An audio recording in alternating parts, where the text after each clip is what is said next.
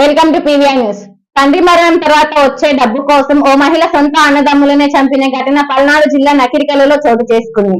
ప్రభుత్వం టీచర్ పౌలిరాజు ఇటీవల మరణించారు. ప్రభుత్వం నుంచి వచ్చే 40 లక్షల కోసం కుమారులు గోపీకృష్ణ, రామకృష్ణ, కూతురు కృష్ణవేణి మధ్య గొడవలు జరిగాయి. దీనితో గత నెల 26వ తేదీన తమ్ముడిని, ఈ నెల 10వ తేదీన అన్నను చంపిన కృష్ణవేణి వారి మృతదేహాలను కెనాల్లో పడేసింది. ఎట్టకేలకు కృష్ణవేణిని పోలీసులు అరెస్టు చేశారు. మాయమైపోతున్నాడమ్మా మనిషి అన్నవాడు, మచ్చుకైన లేడు చూడు మానవత్వం ఉన్నవాడు. మారిపోతున్న మానవీయ విలువల గురించి ఈ పాటను మనం తరచూ గుర్తు చేసుకుంటుంటాం. నిజంగా నేటి సమాజంలో ఇలాంటి పరిస్థితులు నెలకొన్నాయి. ఆధునిక కాలంలో మనుషులంతా మారిపోతున్నారు. ఒకప్పుడు మానవ సంబంధాలకు పెద్దపీట వేసేవారు, ఇప్పుడు ఆస్తిపాస్తులు, డబ్బులకు విలువ ఇస్తున్నారు. సిరి సంపదల కోసం ఎంతటి దారుణానికైనా వెనుకాడటం లేదు. ఎంతలా అంటే జన్మనిచ్చిన తల్లిదండ్రులు, రక్త సంబంధికులు, తోబుట్టువులను కూడా చంపుతున్నారు. తాజాగా జరిగిన ఓ ఘటన దీనికి ఉదాహరణగా నిలిచింది. ఆస్తి కోసం ఓ మహిళ తోడబుట్టిన సోదరులను చంపింది. ఈ దారుణ ఘటన ఆంధ్రప్రదేశ్లోని పల్నాడు జిల్లాలో చోటు చేసుకుంది. పల్నాడు జిల్లాలోని నకరికల్లులోని యానాది కాలనీకి చెందిన పౌలిరాజు ప్రభుత్వ టీచర్గా పనిచేస్తున్నాడు. పౌలిరాజుకు 3 సంతానం.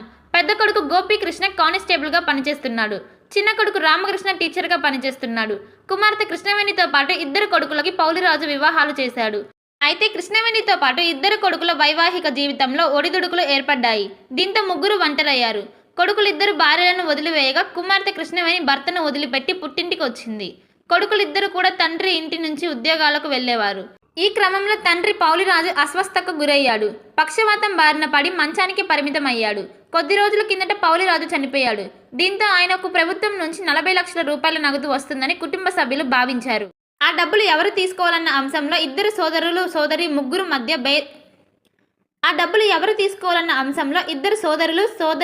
మధ్య విభేదాలు మొదలయ్యాయి. తండ్రిని చూసినందుకే తనకే ఆ డబ్బులు రావాలని కృష్ణవేణి సోదరులతో గొడవ పడింది. అయితే తమకు వాటా వస్తుందని సోదరులు ఆమెతో గొడవ పడ్డారు. కృష్ణవేణి ఎలాగైనా ఆస్తిని దక్కించుకోవాలనుకుంది.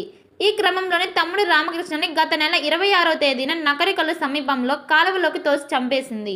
ఈ నెల 10వ తేదీన అన్న గోపీకృష్ణను చున్నీతో ఉరివేసి చంపేసింది. అయితే ఈ 2 హత్యలు కృష్ణవేణి వివాహేతర సంబంధం కొనసాగిస్తున్న వ్యక్తి సాయంతో చేసినట్లు పోలీసులు భావిస్తున్నారు. మాచర్ల పట్టణ పరిసర ప్రాంత ప్రజలకు శుభవార్త. Raviteja multi specialty hospital ring road centre Macherla. మా వైద్యశాలలో అత్యాధునిక వైద్య పరికరాలతో శస్త్రచికిత్సలు చేయబడును.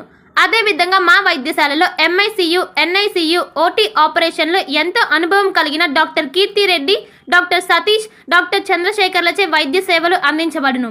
మా వద్ద కార్పొరేట్ వైద్యశాలలో ఎన్నో ఏళ్లు అనుభవం కలిగిన గైనకాలజిస్ట్, జనరల్ మెడిసిన్, జనరల్ సర్జరీలచే వైద్యం చేయబడును.